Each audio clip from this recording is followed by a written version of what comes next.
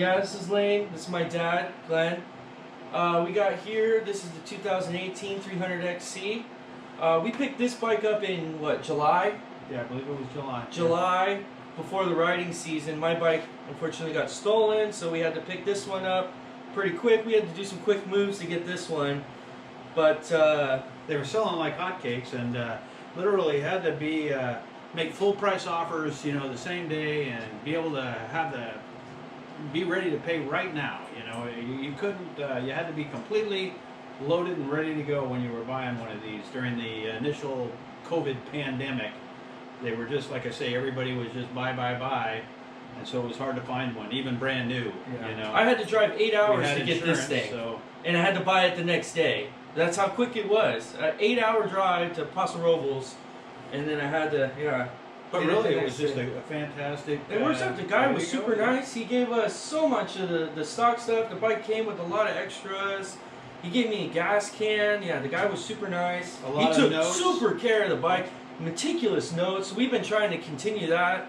We're going to have to do a lot now with this build, but yeah, he wrote down every air filter change, air cleaning, all the oil changes. So went through the carburetor and made adjustments on it. So it took a lot of the stuff that you would have to do with a new bike, riding in different environments. You recorded the altitudes and what it was doing to the bike, so that was a big help right off the bat. So rather than a brand new bike and doing a bunch of things, he had all the basic stuff already covered. He had the skid plate on. He had the Trail Tech fan guard system on.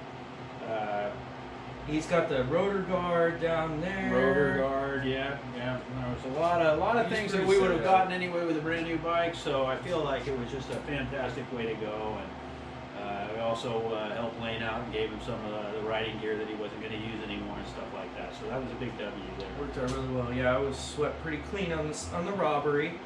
Yeah, so this holiday build is 2021. We've collected probably parts for the last 3 months. Yeah, started in about October.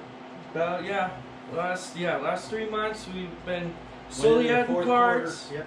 We got both bikes. You know, that's the 2019, but yeah, the 2018 we had a few things that we wanted to go over. There was definitely some concerns about the carburetor and the Mikuni. We've been trying to adjust the jetting. We've been dropping needles, adjusting pilot jets. You go by the book. You can only go by the book so far. You know, they have the metrics of the altitude versus the ambient temperature outside. It seems, you know, you can get us close. It gets us started, but we ride in different elevations. We ride here locally, which is at 0. We ride at our cabin, which is 35. We ride over in Arizona. It's different.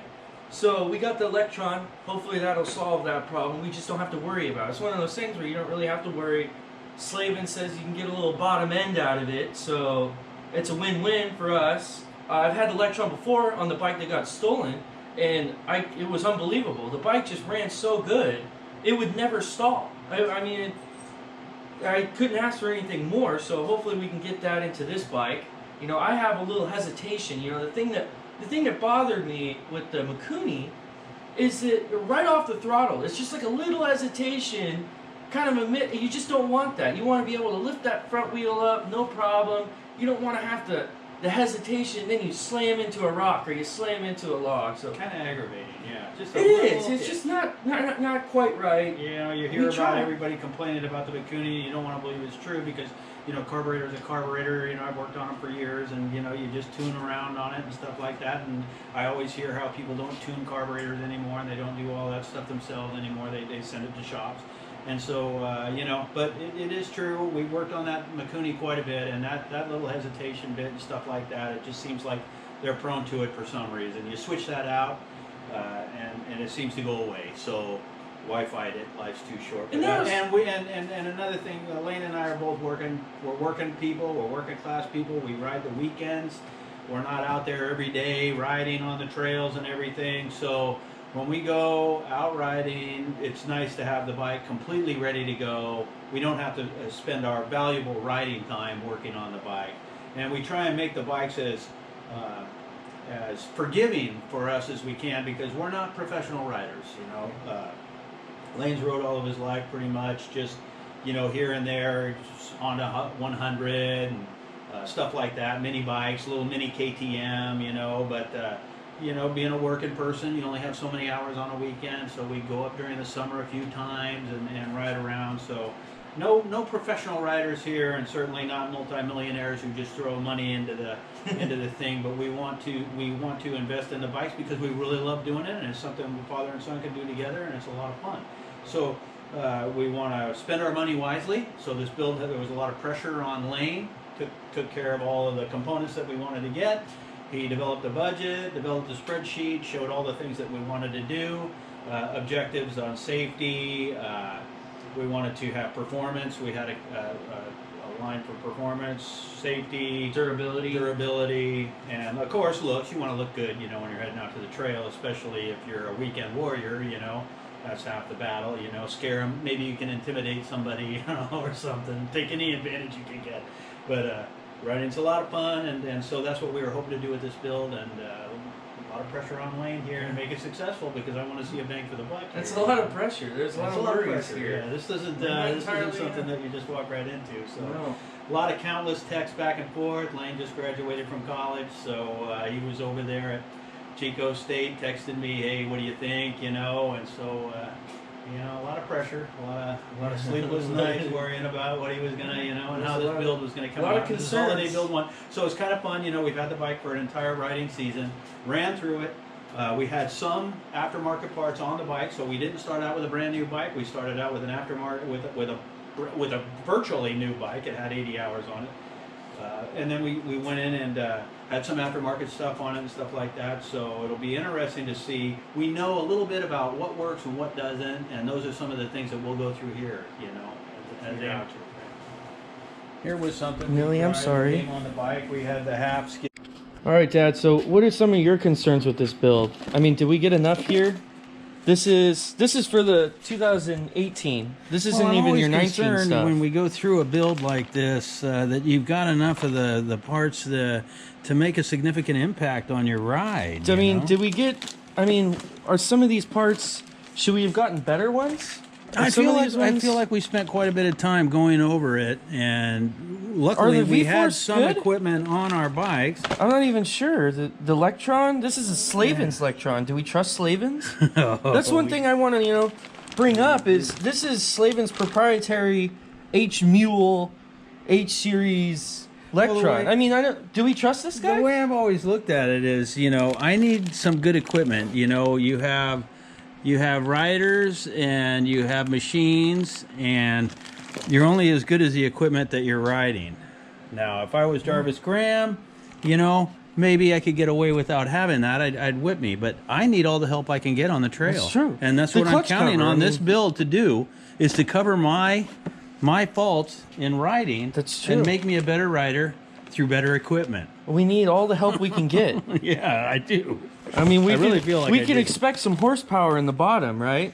And we need it. I need it. Yeah, we need I the get stuck in the middle of the hill, and I'm looking for that bottom end. I need that mule power to get me out. I miss a shift. I'm in the wrong gear.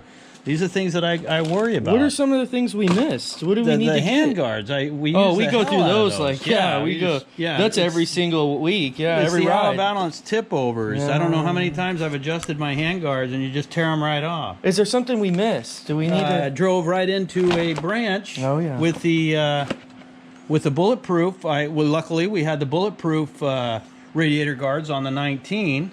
And we had the Trail Tech on the 18, so this is something that we learned. The 18 broke, and the bulletproof, I couldn't have hit it any harder. I took a direct shot right into the radiator guard, and it bent the radiator guard, but it made it through. So that sold that one, so I know we're going to be better off on these that. things, and I've done it once, so I'll do it again. We're going to hope they live up to the name.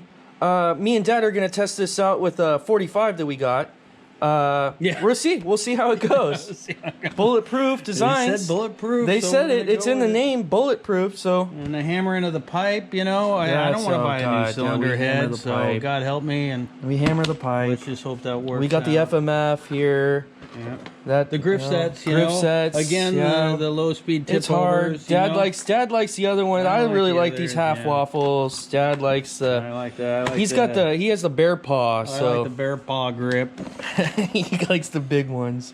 And the Henson cover, you know, they say will get better clutch cooling and stuff Yeah, like that. so we with got the that. plastic one on the right. stock, so we're actually Worked going. out really We well. have a clutch heating component going on right now. Well, when you're stuck in the middle of a hill. The fan is constantly on. They say this Henson dissipates heat better. This thing, I think, traps a little heat. So we'll see Yeah. how that goes.